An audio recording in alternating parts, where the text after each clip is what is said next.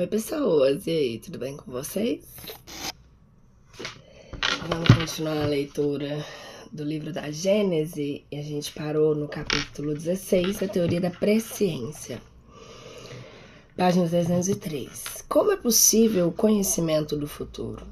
Compreende-se a possibilidade da previsão dos acontecimentos que devam resultar do estado presente, porém, não a dos que nenhuma relação guardem com esse estado, nem ainda menos a dos que são comumente atribuídos ao acaso.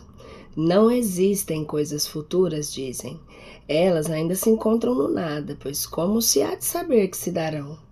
São, no entanto, em grande número os casos de predições realizadas donde forçosa se torna a conclusão de que ocorre aí um fenômeno para cuja explicação falta a chave, porquanto não há efeito sem causa. É essa causa que vamos tentar descobrir e é ainda o Espiritismo, já de si mesmo chave de tantos mistérios, que nola fornecerá, mostrando-nos aos demais que o próprio fato das predições não se produz com exclusão das leis naturais. Suponhamos um homem colocado no cume de uma alta montanha a observar vasta extensão da planície do em derredor. Nessa situação, o espaço de uma légua pouca coisa será para ele, que poderá facilmente apanhar um golpe de vista, tendo os acidentes do terreno de um extremo a outro da estrada que ele deseja diante os olhos. O viajador que pela primeira vez percorra essa estrada sabe que caminhando chegará ao fim dela. Constitui isso uma simples visão da consequência que terá a sua marcha. Entretanto, os acidentes do terreno, as subidas e descidas, os cursos de água que terá que transpor, os bosques que haja de atravessar, os precipícios em que poderá cair, as casas hospitaleiras onde lhe será possível repousar, os ladrões que o espreitem para roubá-lo, tudo isso independe da sua pessoa.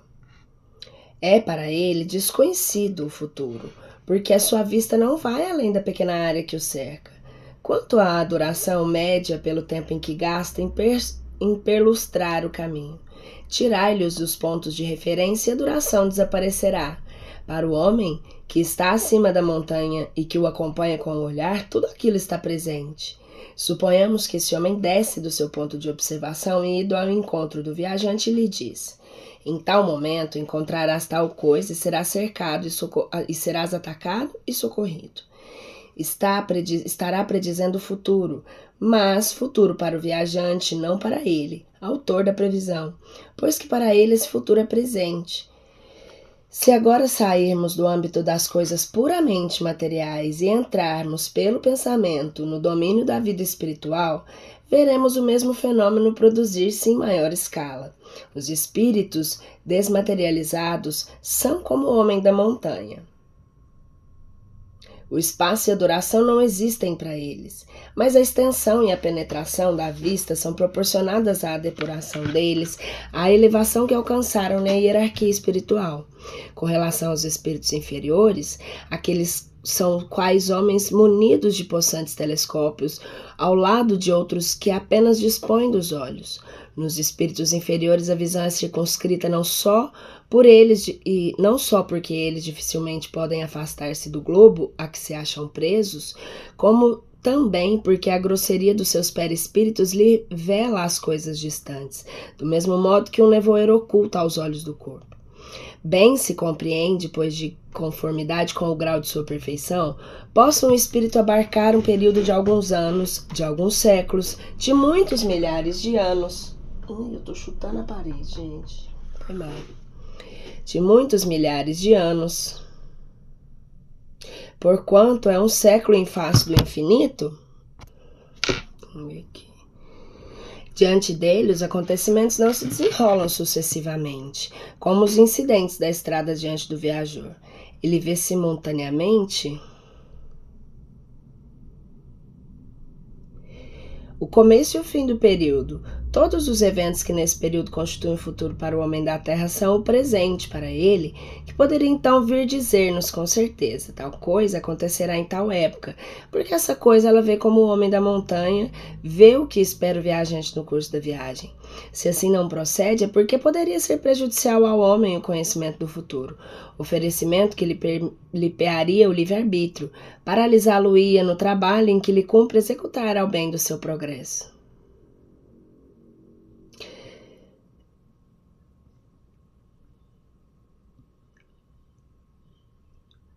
ou se lhe conservarem desconhecidos o bem e o mal com que topará, constitui para o homem uma prova. Se tal faculdade, mesmo restrita, se pode contar entre os atributos da criatura, em grau de potencialidade não existirá no Criador, que abrange o infinito. Para o Criador, o tempo não existe. O princípio e o fim dos mundos lhe são o presente. Dentro desse panorama imenso, que é a duração de vida de um homem, de uma geração, de um povo, entretanto, como o homem tem que concorrer para o progresso geral, como certos acontecimentos devem resultar da sua cooperação, pode convir que, em casos especiais, ele pressinta esses acontecimentos a fim de lhe preparar o encaminhamento e de estar pronto para agir, enxergando a ocasião. Por isso é que Deus às vezes permite se levante uma ponta do véu, mas sempre com um fim útil. Nunca para satisfação de vã curiosidade. Tal missão pode, pois, ser conferida não a todos os espíritos, porquanto muitos há que de futuro não conhecem mais que os homens, porém há alguns espíritos bastante adiantados para desempenhá-la.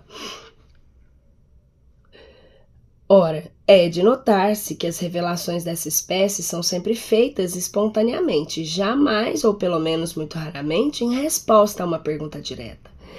Pode também semelhante missão ser confiada a certos homens dessa maneira. Aquele a quem é dado o encargo de revelar coisa oculta recebe a sua revelia por inspiração dos espíritos que a conhecem, a revelação dela e a transmite maquinalmente, sem se aperceber do que faz. É sabido ao demais que, assim durante o sono, como em estado de vigília, nos êxtases da dupla vista, a alma se desprende e adquire em grau mais ou menos alto as faculdades do espírito livre. Se for um espírito adiantado e se sobretudo houver recebido como os profetas uma missão especial para esse efeito, gozará os momentos de emancipação da alma da faculdade de abarcar por si mesmo um período mais ou menos extenso e verá como presente os sucessos desse período.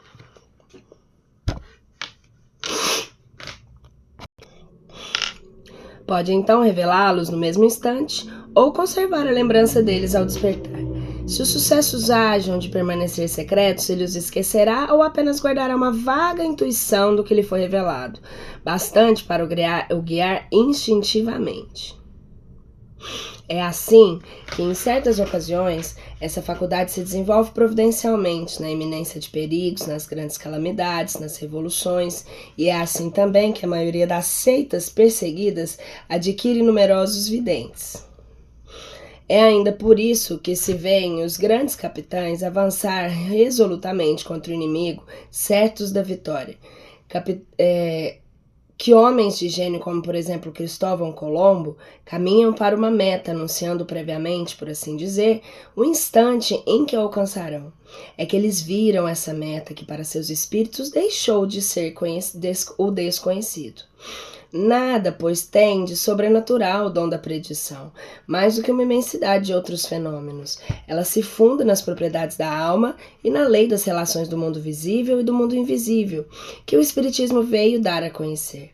A teoria da presciência talvez não resolva de modo absoluto os casos que se possam apresentar de revelação do futuro, mas não se pode deixar de convir em que lhe estabelece o princípio fundamental.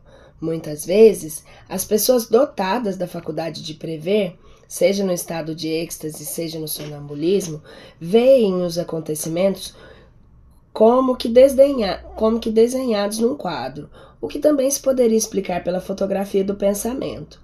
Atravessando o pensamento, o espaço, como os sons atravessam o ar, um sucesso que esteja no dos espíritos que trabalham para que ele se dê, ou no dos homens cujos atos devam provocá-lo, pode formar uma imagem para o vidente, mas com a sua realização pode ser apressada ou retardada por um curso de circunstâncias. Esse último vê o fato sem poder, todavia, determinar o momento em que se dará.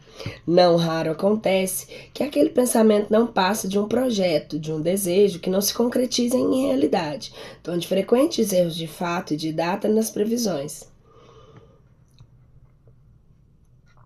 Para compreendermos as coisas espirituais, isso é, para fazermos dela ideia tão clara como a que fazemos de uma paisagem que tenhamos ante os olhos, falta-nos em verdade um sentido, exatamente como a do cego de nascença falta um que lhe faculte o compreender os efeitos da luz, das cores e da vista, sem o contato. Daí se segue que somente por esforço da imaginação e por meio das comparações com coisas materiais que nos sejam familiares, chegamos a consegui-lo. As coisas materiais, porém, não nos podem dar das coisas espirituais senão ideias muito imperfeitas. Razão, porque senão se devem tomar ao pé da letra essas comparações e crer, por exemplo, que a extensão das faculdades perceptivas dos espíritos depende da efetiva elevação deles, nem que eles precisem estar em cima de uma montanha ou acima das nuvens para abrangerem o tempo e o espaço. Tal faculdade lhes é inerente ao estado de espiritualização, ou, se preferirem, de desmaterialização. Quer isto dizer que a espiritualização produz um efeito que se pode comparar, se bem que muito imperfeitamente ao da visão de um conjunto que tem o homem colocado sobre a montanha. Essa comparação objetiva simplesmente mostra que os acontecimentos pertencentes ainda para uns ao futuro estão para outros ao presente, e podem assim ser preditos, o que não implica que o efeito se produza de igual maneira. Para, portanto, gozar dessa percepção, não precisa o espírito transportar-se a um ponto qualquer do espaço. Pode possuí-la em toda a sua plenitude aquele que na Terra se acha ao nosso lado, tanto quanto se achasse a 1000 léguas de distância, ao passo que nós nada vemos além do nosso horizonte visual. Não se operando a visão nos espíritos do mesmo modo, nem como mesmos elementos do que no homem, muito diverso é o horizonte visual dos primeiros. Ora, é precisamente esse o sentido que nos falece para o conhecermos. O espírito ao lado do encarnado é como o vidente ao lado do cego. Devemos, além disso, ponderar que essa percepção não se limita ao que se diz respeito à extensão, que ela abrange a penetração de todas as coisas. É repetímulo uma faculdade inerente e proporcionada ao estado de desmaterialização. A encarnação amortece-a sem contudo anular completamente, e porque a alma não fica encerrada no corpo como numa caixa. O encarnado a possui, embora em um grau menor do que quando se acha completamente desprendido. É o que confere a certos homens um poder de penetração, um poder de penetração que a outros falece inteiramente. Maior agudeza de visão moral, compreensão mais fácil das coisas extramateriais. O espírito encarnado não somente percebe, como também se lembra do que viu no estado de espírito livre. E essa lembrança é como um quadro que se lhe desenha na mente. Na encarnação, ele vê, mas vagamente, como através de um véu. No estado de liberdade, vê e concebe claramente. Peraí, só um minuto. Isso. É porque eu mudei a página, eu achei que... O princípio da visão não lhe é exterior. Está nele. A razão porque não precisa de luz exterior. Por efeito do desenvolvimento moral, alarga-se o círculo das ideias e da concepção. Por efeito da desmaterialização gradual do perispírito, este se purifica dos elementos grosseiros que se alteravam da delicadeza das percepções, o que torna fácil compreender-se que a ampliação de todas as faculdades acompanha o progresso do espírito. O grau de extensão das faculdades do espírito é que na encarnação o torna mais ou menos apto a conceber as coisas espirituais. Essa aptidão toda a vida não é colorário forçoso do desenvolvimento da inteligência. A ciência vulgar não a dá, tanto assim que há homens de grande saber tão cegos para as coisas espirituais quanto outros são para as coisas materiais. São-lhes refratários porque não as compreendem, o que significa que ainda não progrediram em tal sentido. Ao passo que outros, de instrução e inteligência vulgares, se aprendem com a maior facilidade, o que prova que já tinham de tais coisas uma intuição prévia. É para estes uma lembrança retrospectiva do que viram e souberam, quer na erraticidade, quer em suas existências anteriores, como alguns têm a intuição das línguas e das ciências que já foram conhecedores. Quanto ao futuro do espiritismo, os espíritos, como se sabe, são unânimes em afirmar o seu triunfo próximo, a despeito dos obstáculos que lhe criem. Fácil lhes é essa previsão, primeiramente porque a sua propagação é obra pessoal deles. Concorrendo para o movimento ou dirigindo, eles naturalmente sabem o que devem fazer. Em segundo lugar, basta-lhes entrever um período de curta duração. Vem nesse período, ao longo do caminho, os poderosos auxiliares que Deus lhes suscita e que não tardarão a manifestar-se. Transportem-se os espíritos, embora sejam os espíritos, transportem-se os espíritos, embora sem serem espíritos desencarnados, há 30 anos apenas para diante, ao seio da geração que surge. Que legal isso! A seio da geração que surge. Daí, considerem que o que se passa hoje com o espiritismo, acompanhem-lhe a marcha progressiva e verão consumir-se vão os esforços que se creem destinados a decolocá-lo. Verão que esses tais pouco a pouco desaparecem da cena e que paralelamente a árvore cresce e alonga cada dia mais as suas raízes. As demais vezes, os acontecimentos vulgares da vida privada são consequência da maneira de proceder-se de cada um. Este, de acordo com as suas capacidades, com a sua habilidade, com a sua perseverança, prudência e energia, terá êxito daquilo em que o outro verá malogrados todos os seus esforços, por efeito da sua inaptidão, de sorte que se pode dizer que cada um é o artífice de seu próprio futuro. Futuro que jamais se encontra sujeito a uma certa fatalidade, independente da sua personalidade. Conhecendo-se o caráter de um indivíduo, facilmente lhe pode predizer a sorte que espera no caminho por onde haja ele enveredado. Os acontecimentos que envolvem interesses gerais da humanidade têm a regulá-lo a providência. Quando uma coisa está nos desígnios de Deus, ela se cumpre a despeito de tudo, ou por um meio ou por outro. Os homens concorrem para que ela se execute. Nenhum, porém, é indispensável, pois, do contrário, o próprio Deus estaria à mercê das suas criaturas. Se faltar aquele a quem incumba a missão de executar, outros dela será encarregado. Não há missão fatal. O homem sempre tem a liberdade de cumprir ou não a que lhe foi confiada, o que ele voluntariamente aceitou. Se não faz, perde os benefícios que daí lhe resultariam e assume a responsabilidade dos atrasos que possam resultar da sua negligência ou da sua má vontade. Se tornar um obstáculo a que ela se cumpra, estará em Deus afastá-lo com um sopro. Pode, portanto, ser certo o resultado final de um acontecimento, por se achar este nos desígnios de Deus. Como, porém, quase sempre, os pormenores de um modo de execução se encontram subordinados às circunstâncias e ao livre-arbítrio dos homens. Podem ser eventuais as sendas e os meios. Está nas possibilidades do espírito prevenir-nos do conjunto, se convier que sejamos avisados, mas para determinar em lugar e data, fora mister conhecessem previamente a decisão a que tornará este ou aquele indivíduo. Ora, se essa decisão ainda não estiver na mente, poderá tal venha ela a ser, apressar ou demorar a realização do fato, modificar os meios secundários de ação, embora o mesmo resultado chegue sempre a produzir-se. É assim, por exemplo, que pelo conjunto das circunstâncias podem os espíritos prever que uma guerra que se acha mais ou menos próxima, que é inevitável, sem contudo poderem predizer o dia em que começará, nem os incidentes pormenorizados que possam ser modificados pela vontade dos homens. Para a determinação da época dos acontecimentos futuros, será preciso aos demais se leve em conta uma circunstância inerente à natureza mesma dos espíritos.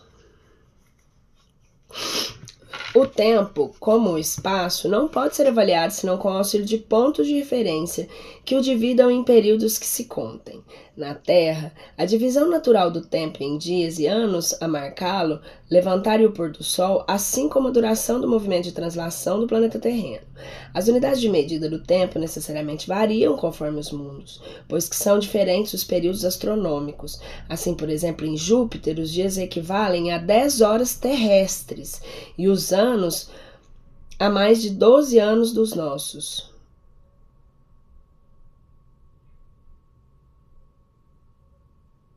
Há, pois, para cada mundo um diferente de computar-se na duração, de acordo com a natureza das revoluções.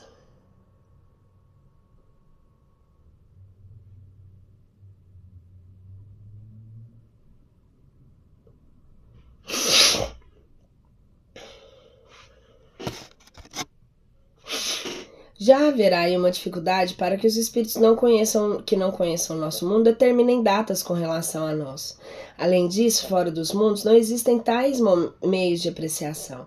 Para um espírito no espaço, não haverá levantar nem pôr do sol a marcar dias e nem revolução periódica a marcar anos. Só há para ele a duração do espaço infinitos. Aquele, portanto, que jamais houvesse vindo à Terra, nenhum conhecimento possuiria dos nossos cálculos, que aliás seriam completamente inúteis. Mais ainda, aquele que jamais houvesse encarnado em nenhum mundo, nenhuma noção teria de frações da duração.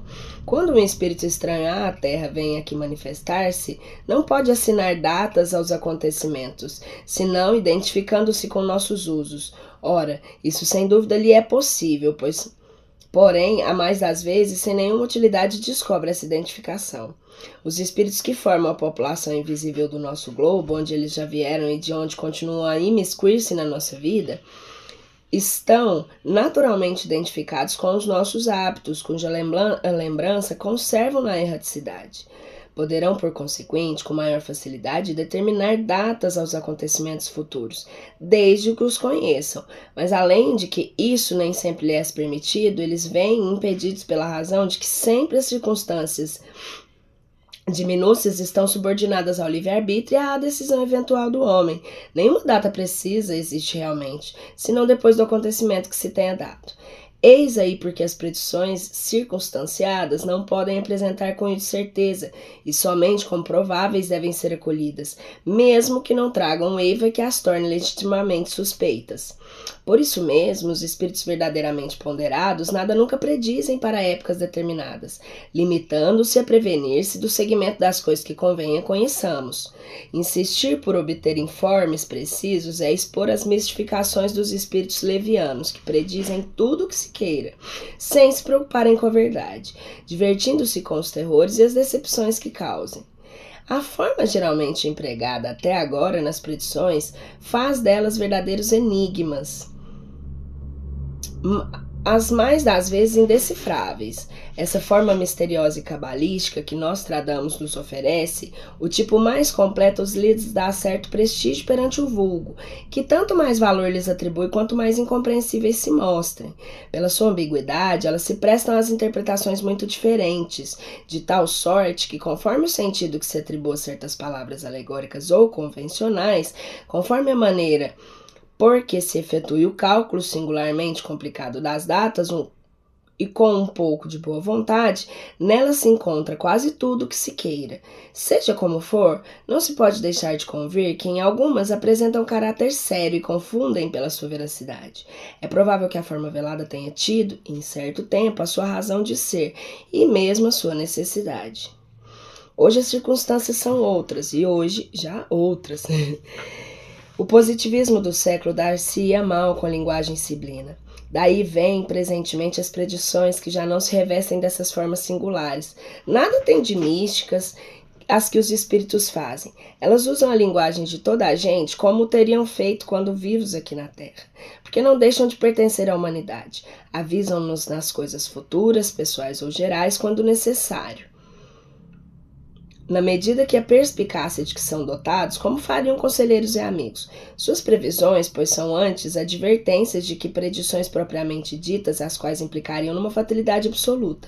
Além disso, quase sempre motivam a opinião que manifestam por não quererem que o homem anule a sua razão sobre uma fé cega e desejarem que esse último lhe aprecie a exatidão.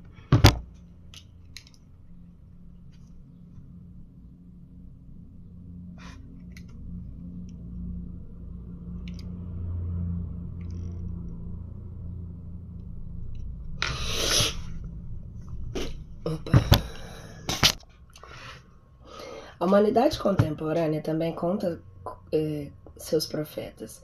Mais de um escritor, poeta, literato, historiador ou filósofo hão traçado em seus escritos a marcha futura de acontecimentos cuja realização agora assistimos. Essa aptidão, sem dúvida, decorre, muitas vezes, da retidão do juízo, no deduzir as consequências lógicas do presente, mas outras vezes também resulta de uma especial clarividência inconsciente, ou de uma inspiração vinda do exterior. O que tais homens fizeram quando vivos, podem, com razão mais forte e maior exatidão, fazer no estado de espíritos livres, quando não têm a visão espiritual obscurecida pela matéria. Predições do Evangelho. Ninguém é profeta em sua terra.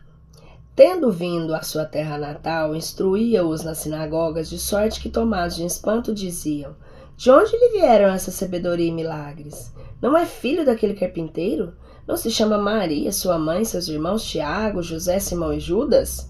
Suas irmãs se acham todas entre nós? De onde estão que lhe vêm todas essas coisas? E assim faziam dele um objeto de escândalo. Mas Jesus lhe disse: um profeta só não é honrado em sua terra e na sua casa. E não fez lá muitos milagres devido à incredulidade deles. Enunciou Jesus dessa forma uma verdade que se tornou provérbio, que é de todos os tempos e à qual se poderia se dar maior amplitude, dizendo que ninguém é profeta em vida. Na linguagem usual, essa máxima se aplica ao crédito de alguém que goza entre os seus e entre aqueles cujo seio vive a confiança que lhes inspira a superioridade do saber e da inteligência. Se ela sofre exceções,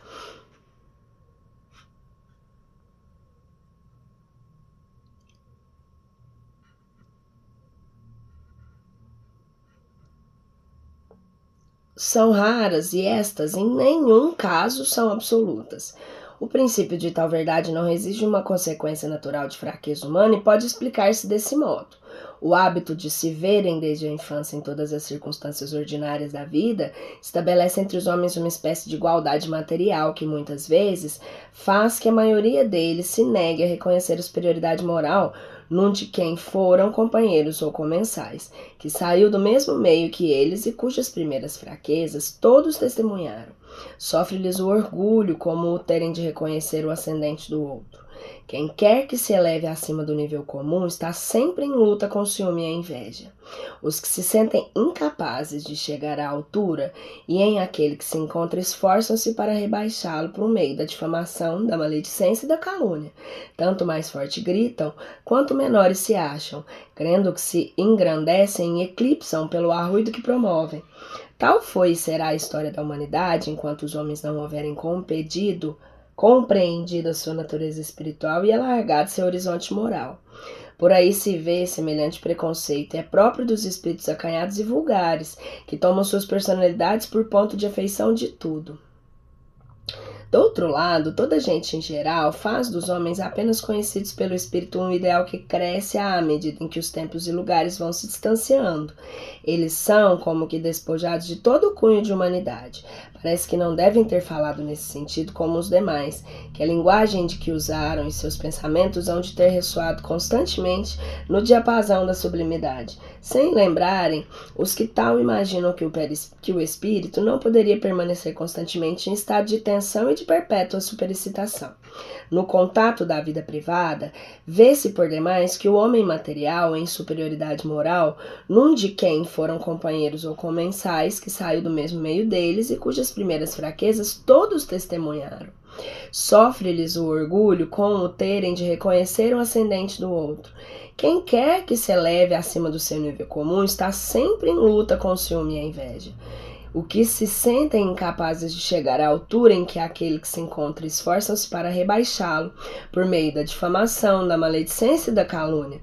Tanto mais forte gritam, quanto menores se acham, crendo que se engrandecem e o eclipsam pelo arruído que promovem.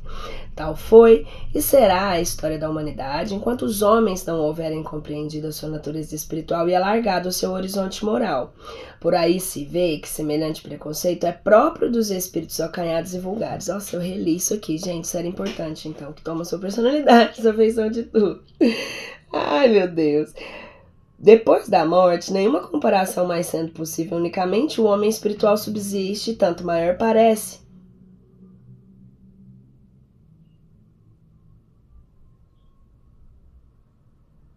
Quanto mais longínqua se torna a lembrança do homem corporal. Peraí, eu errei aqui. Eu vou deixar que essa página foi lida 2 vezes, é porque provavelmente ela deve ser uma página que deve ser memorável, 328. Então vamos continuar ela. Tal foi e será a história da humanidade, enquanto os homens não houverem compreendido sua natureza espiritual e alargado seu horizonte moral. Por aí se vê que semelhante preconceito é próprio dos espíritos acanhados e vulgares que tomam sua personalidade por ponto de afeição em tudo. Do outro lado, toda a gente em geral se faz dos homens apenas conhecidos pelo espírito, um ideal que cresce à medida e que os tempos e os lugares vão se distanciando. Eles são como que depojados de todo o cunho de humanidade. Parece que não devem ter falado nesse sentido como os demais, que a linguagem de que usaram seus pensamentos hão de ter ressoado constantemente no diapasão da sublimidade, sem se lembrarem os que tal imaginam, que o espírito não poderia permanecer constantemente em estado de tensão e de perpétua superexcitação. No contato da vida privada, vê-se por demais que o homem material em nada se distingue do vulgo. O homem corpóreo, que os sentidos humanos percebem, quase se apaga o homem espiritual, do qual somente o espírito se percebe. De longe, apenas se vêem relâmpagos do gênio, de perto, vêem-se as paradas do espírito.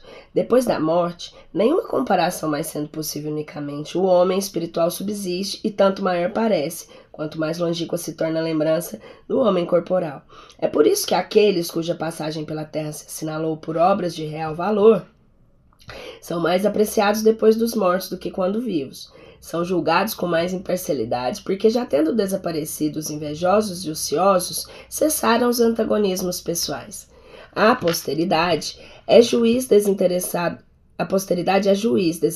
no apreciar a obra do espírito, aceita-a sem entusiasmo cego, se é boa, e a rejeita sem rancor se é má, abstraindo a individualidade que a produziu.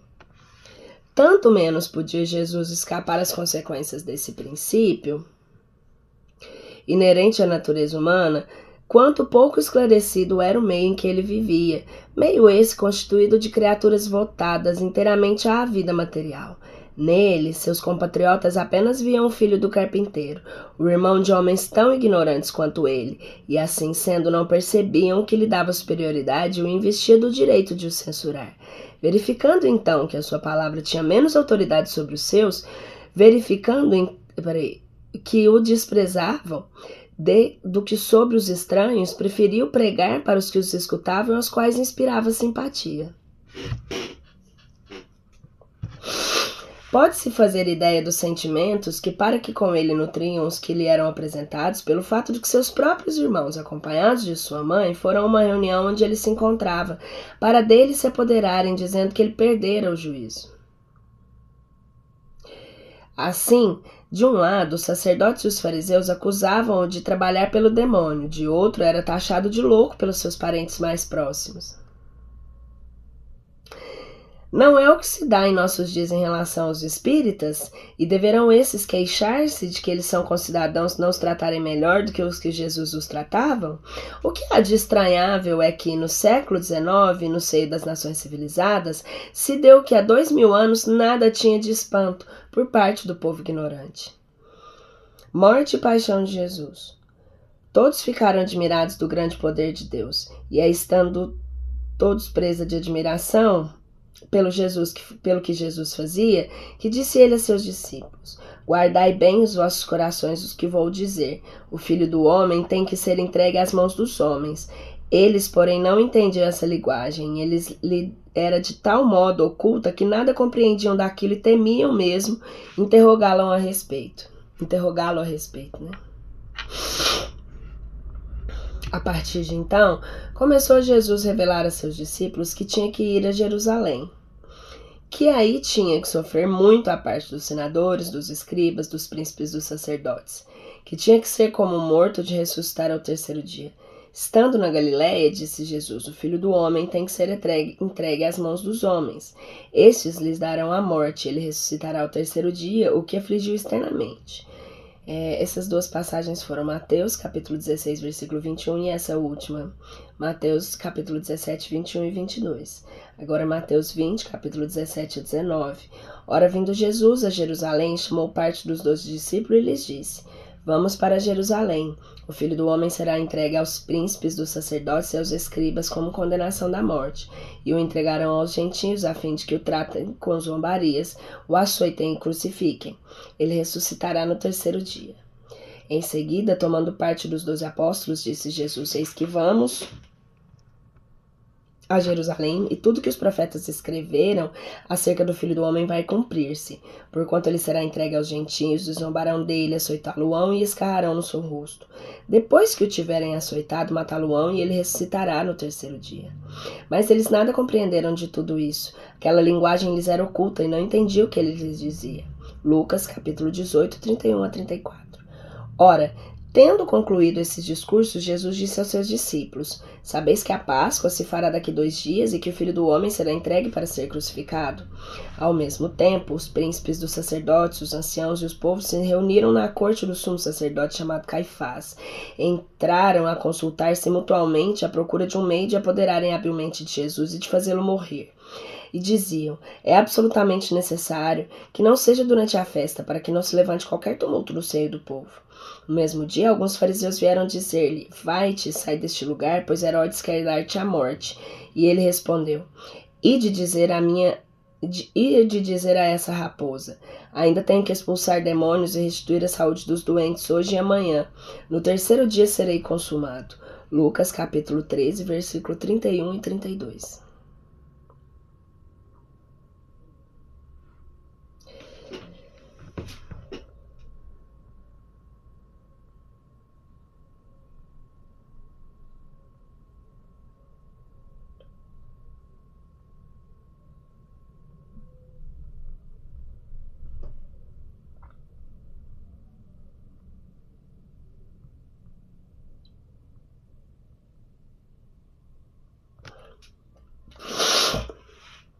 Perseguição dos apóstolos.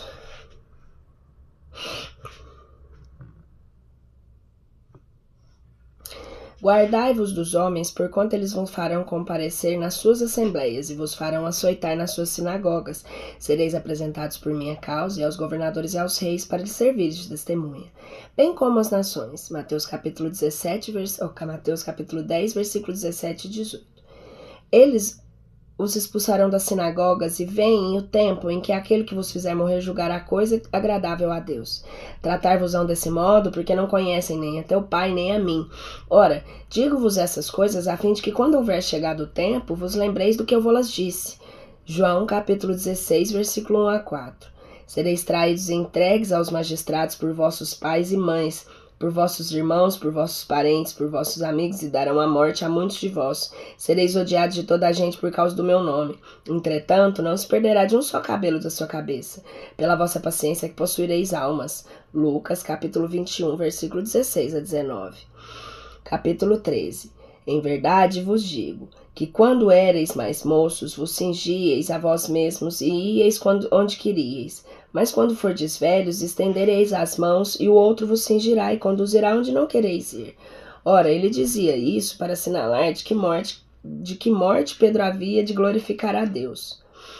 Cidades impenitentes. Começou então a reprochar as cidades onde fizera muitos milagres, por não terem feito penitência. Ai de ti, Corazim, ai de ti, Betsaida, porque os milagres que foram feitos dentro de vós tivessem sido feitos em Tiro e Sidom, há muito tempo teriam elas feito penitência com saco e cinzas. Declaro-vos que, no dia do juízo, Tiro e Sidom serão tratadas menos rigorosamente que vós. E tu, Carnafraum, elevar-te-ás sempre até o céu? Serás abaixada ao fundo do inferno, porque os milagres que foram feitos dentro de ti, houvessem sido feitos em Sodoma, ainda talvez subsistisse hoje. Declaro-te por isso que no dia do julgamento a cidade de Sodoma será tratada menos rigorosamente que tu. Mateus capítulo 11, versículo 20 a 24.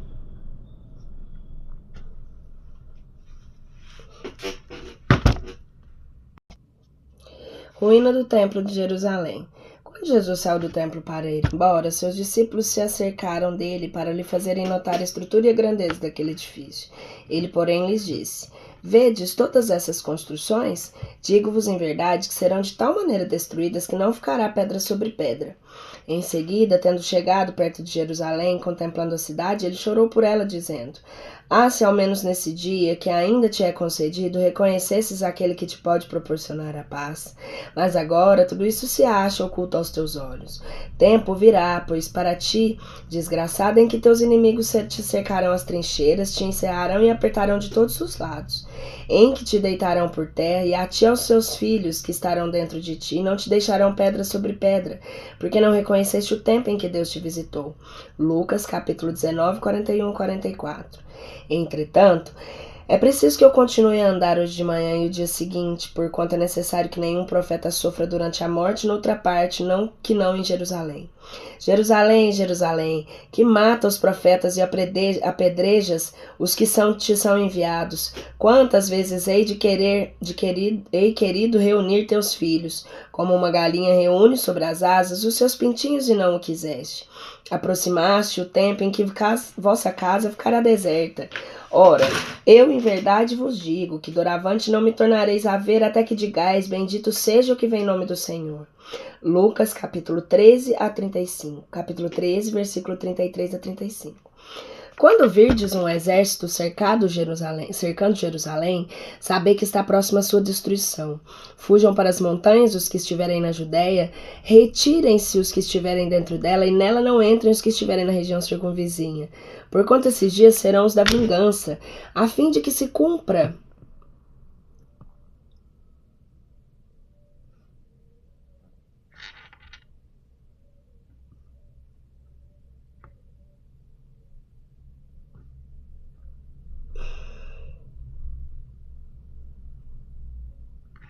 tudo o que está na Escritura. Ai das que estiverem grávidas nesses dias, visto que esse país será acabrunhado de malhas e cólera do céu, e cairá sobre esse povo. São passados o fio da espada, serão levados em cativeiro por todas as nações, e Jerusalém será calçada aos pés pelos gentios, até que se haja preenchido o tempo das nações. Ora, acompanhava-o grande multidão, de povo e de mulheres, a bater nos peitos e a chorar. Jesus então, voltando-se, disse: Filhas de Jerusalém, não choreis por mim, chorai antes por vós mesmas e pelos vossos filhos, porquanto virá o tempo em que se dirá: ditosas as estéreis e as estranhas que não geraram filhos, e os seios que não amamentaram. Todos se porão a dizer às montanhas: cai sobre nós, e as colinas cobri-nos. Pois se tratam deste modo o lenho verde, como se está tratando o lenho seco. Lucas capítulo 23, versículo 27 a 31. A faculdade de pressentir as coisas provindouras é um dos atributos de alma e se explica pela teoria da presciência. Jesus possuía, como todos os outros, em grau eminente. Pôde, portanto, prever o acontecimento em que se seguiriam a sua morte, sem que nesse fato haja algo de sobrenatural. Pois o que vemos reproduzir-se aos nossos olhos nada mais vulgar aos nossos olhos nas mais vulgares condições.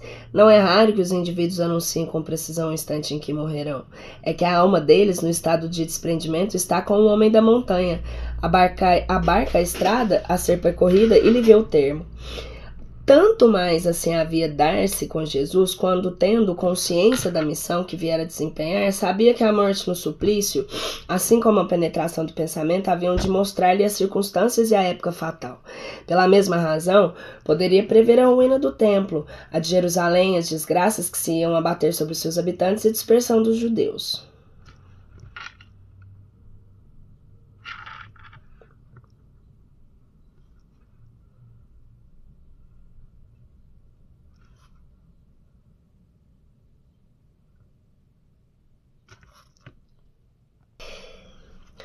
Maldição contra os fariseus.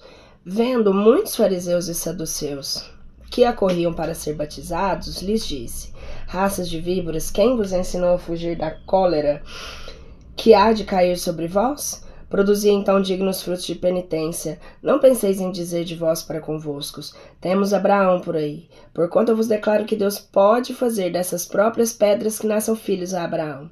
O machado já está posto à raiz das árvores, e toda árvore que não lhe der bons frutos será cortada e lançada ao fogo. Mateus capítulo 3, versículos 7 a 10. Ai de vós, escribas e fariseus hipócritas, porque fechais aos homens o reino dos céus. Lá não entrais, e ainda vos opondes aos que os outros entrem. Ai de vós, escribas e fariseus hipócritas, que a pretexto das vossas longas orações, devorais as casas das viúvas. Tereis por isso um julgamento mais rigoroso. Ai de vós, escribas e fariseus hipócritas, que percorreis o mar e a terra para fazer um prosélito, e que depois de o haverdes conseguido, tornai 2 vezes mais digno do inferno do que vós mesmos. Ai de vós, condutores de cegos, que dizeis, se um homem jura pelo templo, isso nada vale. Quem quer, porém, que jure pelo ouro do templo, fica obrigado a cumprir o seu juramento. Insensatos e cegos que sois. A qual se deve mais estimar, ao outro ou ao templo que santifica ao ouro, ou ao templo que santifica o ouro? Se um homem dizeis, jura pelo altar, isso nada vale, mas aquele que jurar pelo dom que esteja sobre o altar fica obrigado a cumprir o seu juramento. Cego que sois, a qual se deve mais estimar, ao dom ou ao altar que santifica o dom? Aquele, pois, que jura pelo altar, não jura, não só pelo altar, como por tudo que está sobre o altar.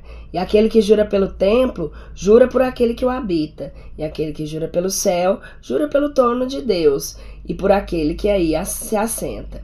Ai de vós, escribas e fariseus hipócritas, que pregais o dízimo da hortelã e do endro e do cominho, e que tendes abandonado o que há de mais importante na lei, a saber, a justiça, a misericórdia e a fé. Essas coisas que deveis praticar sem contudo omitirdes as outras. Guias cegos que têm de grande cuidado em ecoar o que bebeis por medo de engolir um mosquito e que, no entanto, engolis um camelo. Ai de vós, escribas e fariseus hipócritas, que limpais por fora o corpo e o prato, que estáis por dentro cheios de rapina e impureza. Fariseus cegos, limpai primeiro o interior do copo e do prato, a fim de que também o exterior fique limpo.